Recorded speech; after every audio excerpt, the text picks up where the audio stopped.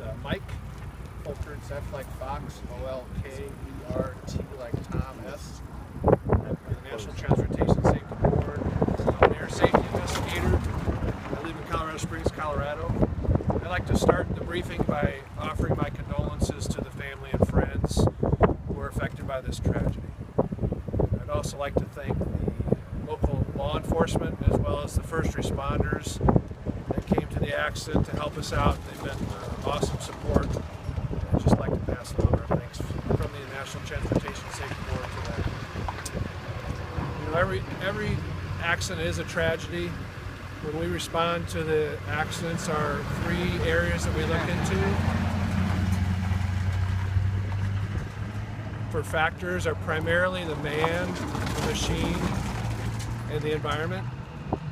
So from the man perspective, we'll look at his training, his experience, his currency, any physical or medical issues that might affect him. For the aircraft, we'll look at the the maintenance records. For the aircraft, we look at any of the components from the engine to the flight controls to the avionics that might have influenced the airworthiness of the aircraft.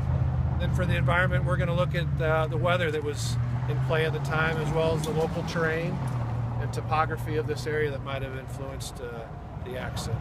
From those factors, we move on to potential recommendations that might prevent another tragedy, and we go from there.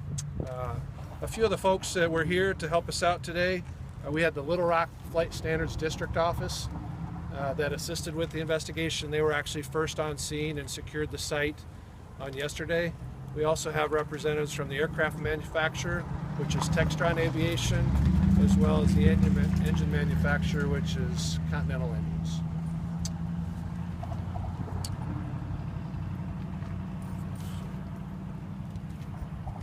Okay, a little idea on the timeline.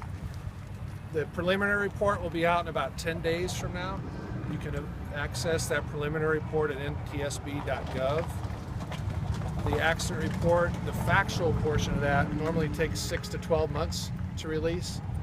And then after that, the NTSB board in Washington, D.C. will release the brief report, and that's usually at about the 1-year time frame for a fatal accident like this one. Some details that I can release with you today. The aircraft departed from the Russellville Airport at 7:54 yesterday, Central Daylight Time. The aircraft was a Raytheon Beech A36. It was manufactured in 2000. The registration is November 3 Bravo Echo.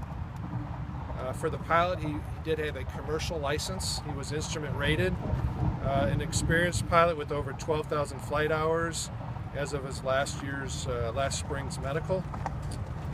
The airport environment here, the weather at the time of the accident was 200 feet overcast with 4 miles visibility.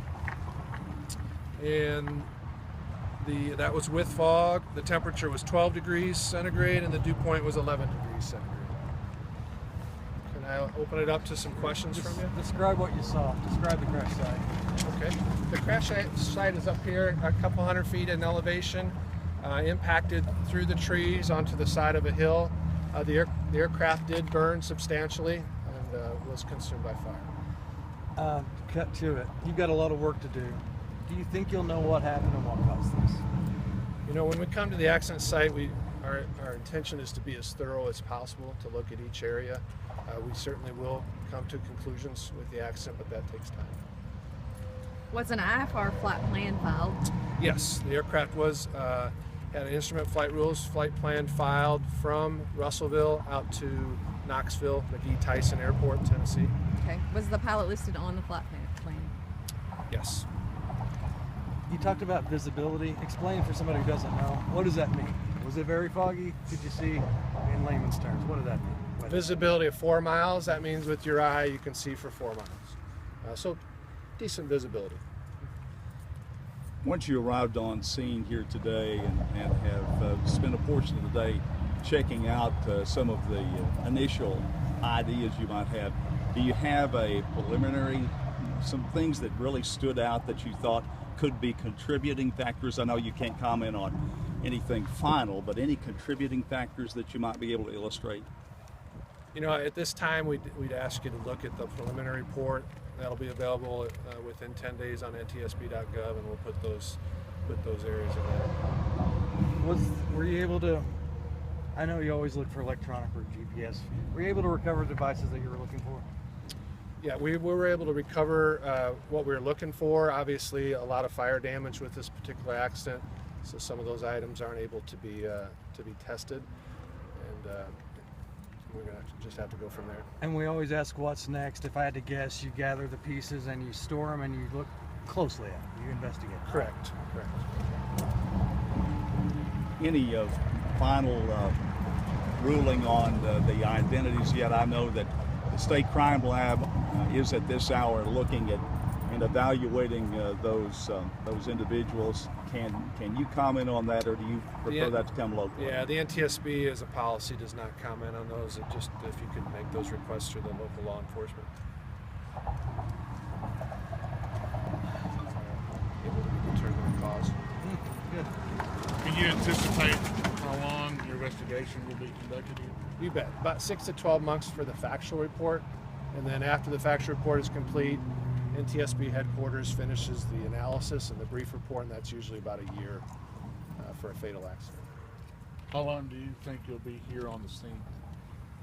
We should complete our portion here either today or tomorrow, and then the records will be transported up to a salvage location. We can do follow-on exams there. Did the pilot make contact with the Memphis Center? No. Did not. I'm just curious. How many crashes have you investigated? Where does this rate? Is this normal? Anything interesting out of the ordinary? You know, every accident's unique, obviously. I've investigated, I guess I'm up to about 100, give or take. I don't count them, but yeah, every accident's unique. And this is a particularly tragic accident, I would say, especially obviously for the local community. My heart's with you. The NTSB really understands the tragedy of these accidents. Last question. Did the pilot pick up the flight plan on the ground?